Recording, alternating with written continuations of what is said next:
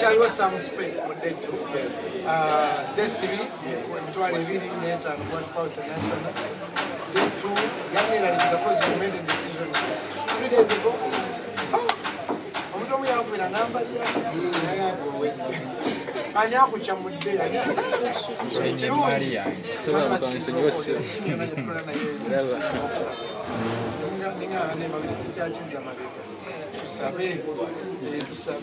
I think this is such a beautiful thing because here in Uganda, whereby when people say the show is sold out, you can still go at the entrance and get a ticket. Madam Magamalo legend, I put this sente zagamba nkyangenda kujja nguleke. Yes. Nga legend so wajja kupakinga moto ene zero za table. Yes. Atoke wale bagambe munda bibo ya. Yes. Yes. Abusugena bakola bati. Ekisooka nagambya abategesi nti waliwo culture mu Uganda. Twegerera abantu okujja abo abali ku after 5 ate bwe batuuka olina beematirako kati nze buli gyaba yitanga negaira okujja oba kitegeera ne bateeka omuntu akategeera some like guys if someone shows up handle them well oba avudde kololo oba avudde nansana oba avudde kamoki oba avudde whoever shows up these 2 days even the third day at the wash house in Asana parking, treat people there. To make a come. You don't even want to say, treat him or her well. Momunya that tomorrow, there is another show, 100K. I was talking to him today, guys. Talk about it. I don't know what to call it. That's something I say sold out. I know. So I had to, my worst moment this time has been to ask people, my personal friends. Yano mzungu when America yakola table. I take a car I'm calling Alana to move to Beta because there's no space. That's very difficult. It's hard.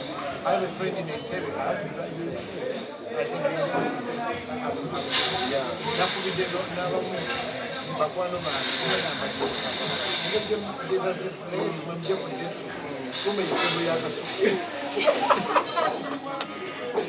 Ate namulali awere nagamba omugagga wange annambye tokikola nemugamba kale nagula tutable babayita right now.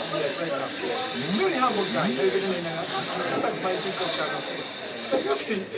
Nemugamba sasa nemugamba mpale one table on Friday and then I'm paying one table on Saturday. That's a move for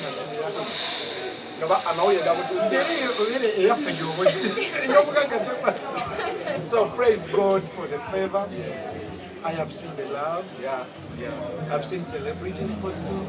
I've never seen Silver Chamberlain posting.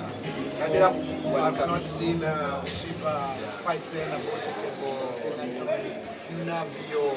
You guys have seen your love, David Rotaro. I've never seen Watoto Church post anything. I've seen the favor of the Lord. I've seen Nasanzo Mukandina Namba, Kankusabideko, Selina Selena, Kankusabideko. But then indicates that giving me tickets for border people. So they have I have seen the opposition and the government all come together in one love about Jesus Christ. So I'm so thankful to everyone. I may not have mentioned your name, you know, but Chiko Madrat, Alex Mohanji, the entire community. I have seen, you know, the love, you know, Next Media family.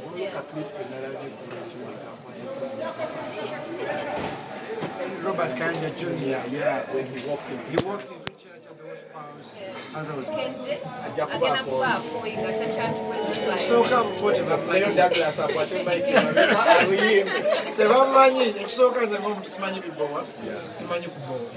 No. I try my best. 2, it is Fenon, it is all of our union board. Bangambye, mugembe gwe tugenda olaba ku Friday, era mugembe ku Saturday, Montego yoku Saturday. Union board. Thank you so much. Waliwo omukyalo tajjeno na race. Yanzizizembe. Yankubidde, nafuna malinga tabagola was ready to get cup on the watch house. So I found the phone is called. Then I called back. Hello, mom. Like, mwana wange, nakulabye, I was preaching with you at the fellowship. Nine unyandi ya dabi na banobile. No gamba show ya bibi. Nimugaye, nina mgaddewo day 2. Katolo, someone had just watered me down. Yeah, tekisoboka. You mistake. Send it on now. Ogenda kuzizawa. Ate la service provider. Yapogera kwa mpola. Napogera kwa mpola sana kumiza bana. Sasa yaliba yimbo okola in the same place. Biwe shende. Ajiga kati ta diamonds tu. Chalo unabona la show. So I called me. But when Vagini concert.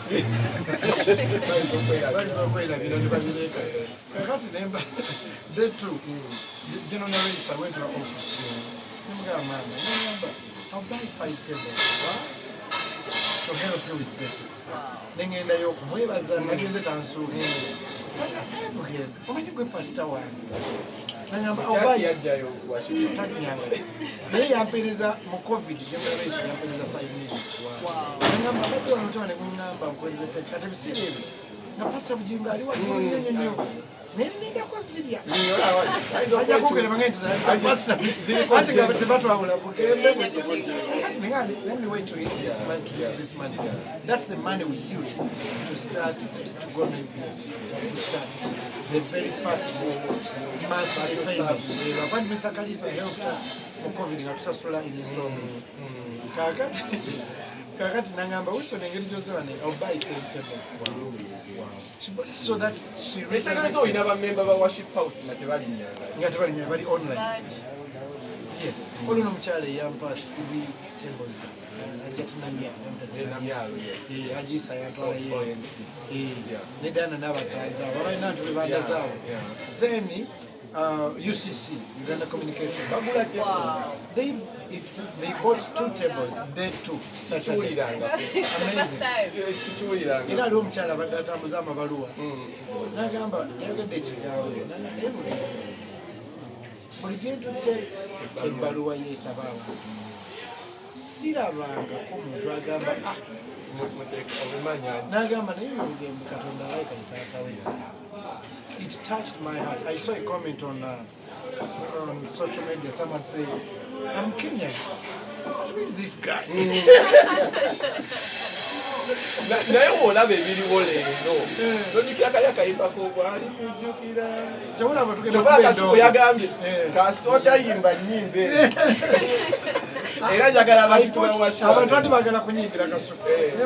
No. Sometimes in marketing, if I want to Pepsi is my sponsor. When I kulanga Pepsi, let me take up a billboard. Immediately like a normal bottle. I have to produce liquor. So you'd be like, please. I think Kasuku was advertising my concert in his character. Because he's my friend. Yes. So, but I feel he was also saying sometimes abantu bakere yes, all 3 days twakoze ekigambo kyo same fire tukange yimba kimu noyimba ekirala will you mina bana mawuli tunayimba bamwe mukwata konti tugende bambize musteta ogenda kumikole jabanene Zenevanange netwesunga okendo kuyimbira banobeye pangira kawalako pangira eyo chakawala muchimba nembuza biriba bitya biriba bitoba biriba bitya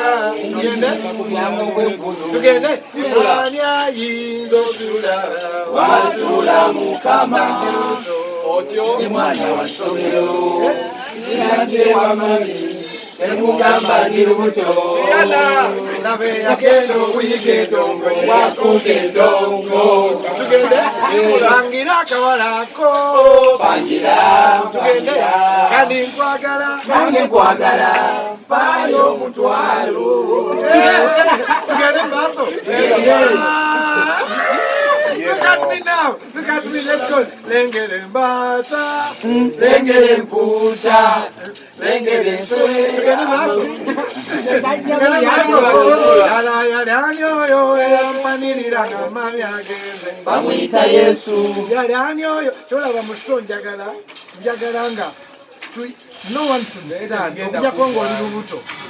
Ojja ko lirubuto kubanga otewulira bulungi. We are going to stand and sing. The cathedral is coming. Prime Minister. Bado ntandika butandisi tugende. Simbula. Tugende maaso. Tumulemu. Bado nsimbula olwo. Nina ye Katonda w'abaana kwakola. Katonda w'abaana kwakola. Olaba ne Museveni. Yali munaku. Kabe Bobi Wine. Yali munaku. Kampala Serena Hotel right here. Pastor Ali fired up. Tana wumula na yeye namusindika wumule. Enaku tuina start to consecutive. He's the official MC. Yeah. Kati MC agenda kuwumula kyokka main act. Luli yakwera nga bangambye empumule naye mbadduse. Remember M10, but let's come back. Tomorrow it's going to be fire. Come through. Let's celebrate Pastor Wilson Bugembe. 20 years, of ministry, 20 years of gospel music, 20 years of preaching the word of God, 20 years of impacting young people, 20 years of speaking to these celebrities who don't go to church. He deserves all the celebration. Let's come back out of fire. So sharing the same platform.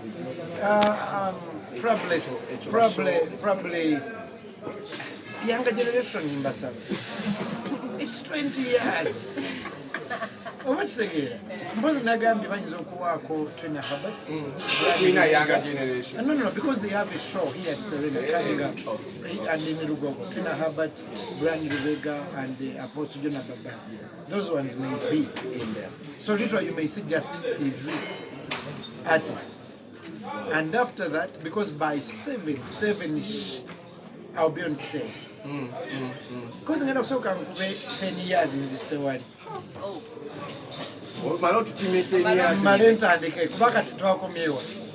Tena ye Katonda w'abaana kwakola. Tugende kati olwaleero ndi ku supidi.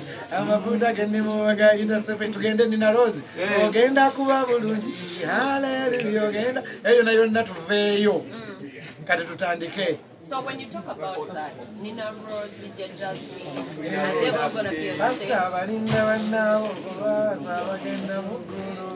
So the people I worked with, collabos, there is Yagaranyo Mukama, Chris Evans, yeah, there is Nina Rose, there is Rhoda Kate, she's in the UK, there is Waswachingi, there is Kopi Bly, Justin Nabosa, so literally, streams of life, Katonda, Teliani Kwenkana, Nevaza Makoko Gate, literally, Badjo Yangambi. You are going to do the concert over the year. Remember the concerts it also be. Nangamba is going to be Utimari Kungamba and you have to Gamba receive it. Yes. Nangamba will receive it. Yes. So probably these 3 days are going to make history. That is history. Yes. And we thank God that history, not history. History. History. That's history. That's history. History. What story you have done? Yes, yeah. So I just want to know, the way it was it had like different sets of Nasoka Natukuba reggae, Nagamba Kataganze dance hall, Katia Pastor Wilson Bugembe, again at Epasi wakabi, Tomukera Nyakunze, Ndi we masaka, Fetuveri Mucharo, Gen Tukuba Bukubi, or Segera, it is just Oriambuzania Kwamba, Kunze Mayam. Nambuzania Kwamba. Ni wale chwana nchawade kubiza ni Musumba yabadde olori imbale nabadde enkola nga wafulumye nerero nswala simanyira lwaki bakitadde ate okukupita biuza okumanika gwago ne wakuli outfit kasinika ka white ekipale kya green ekijaketi awo era traffic famaika yandabye nagawa. Are you okay? But Juliana, yeah, Juliana is coming. Oh, yeah. Yes, she's going to blend in from kati nvunama gy'oli nkusinze then we go kanyimbe. So I'm literally, yeah. Amazing. I'm already grown up. Yes, Chameleon is joining us in Anya Yindotula Watula Mukama. Mikwano gyo gyonna gigenda No kuba- one is going to sing their song. Sing it and begin the song. Era mbebaza Chameleon n'abalemu namuposting. It is a day of glorifying Jesus. Oba oli mu Katojo oba Protestant oba oli mulokole, but we are going to lift the name of Jesus. Tewagenda kubeerawo nti eno pate oba eri pate. So mbadde nkyagenda. Nvayo mu 10 years. Komeo. 10 years katukirireko. Tukomewo. 10 years agwera wa mwe muli bwali kujjukira musirikale yayimiriza emmotoka yange omwo mwe muli oli ddala ddala ddala yange ddala ddala. Actually kyensaba ku Serena, nsaba Serena yonna efuuke the 2 days. Yo nansa nasaga najjogerako kuba eyo ye party. Eyo ye ndongo. Ye after party. 4 p.m. Okirege pasa Bunyingo yangambye lwaki temulinzeeko nansana ne tumukola lugogo. Nemugambye twasimbudde dda. Twasibanga worship. Yeah, because we have worship night coming up in October. So Natujja kukola extra. yeah, maybe. Nenda banga twali kyetwetaaga mmeeza. Nakiteesa. Vibe eno. So nsaba buli ajja ku Serena 8th, 9th and 10th. Yes. Teri kutuula. Mpozi ng'oli lubuto lukulu. Ate teri tukomola. We are going to be one big choir. Kwa bwe tunaaveeyo mwoli ddala, then tugende ku ezo kati nvunama gy'oli. Ezo ennyimba ezo abasinga ze bamanyi erinnya lyo ddungi, then tugende tusale into the new year, into the last 10. Lwaki olya mu kyaki banaaza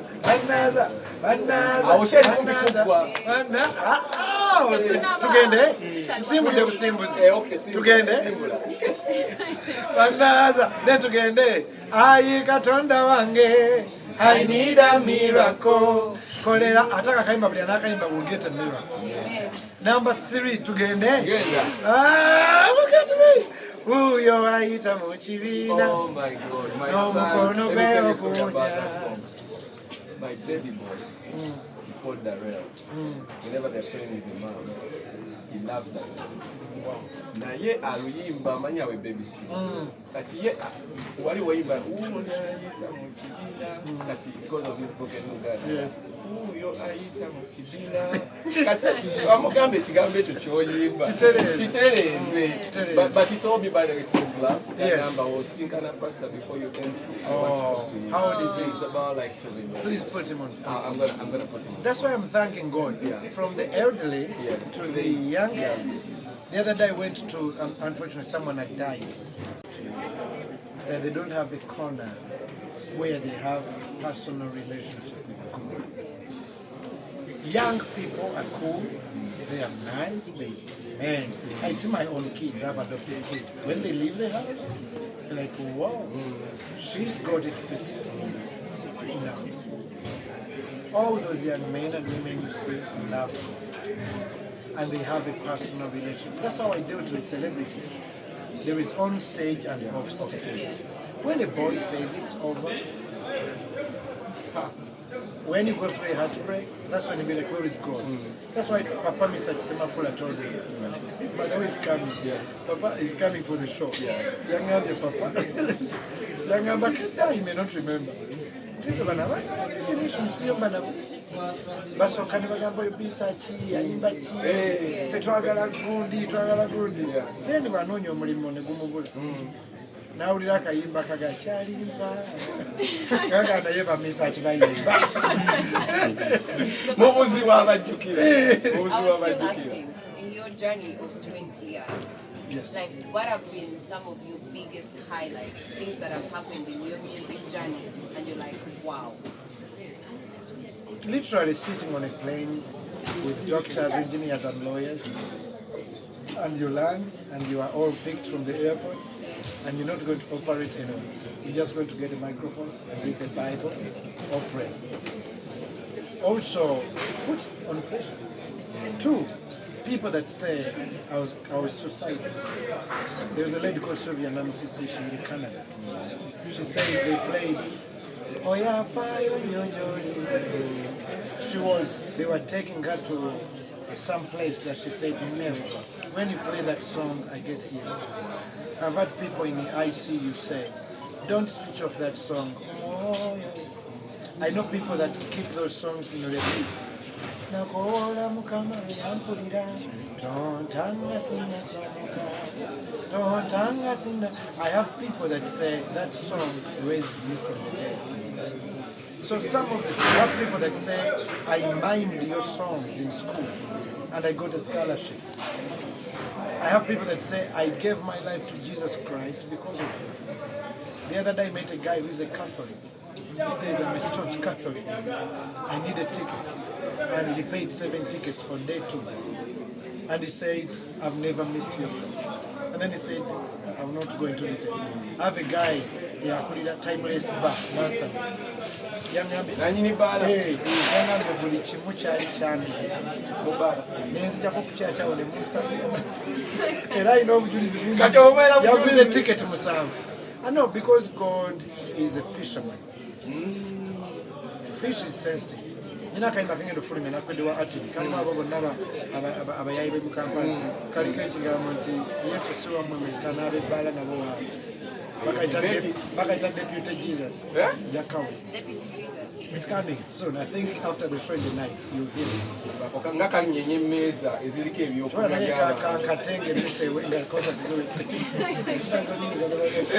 So, you will never ever put in cash the miracle these songs have done. The other day I was invited at a Catholic church. There was a mass and they invited me to say something. Everyone was in a rosary. I was like, now what do you say here? The only thing I said, what do you mean?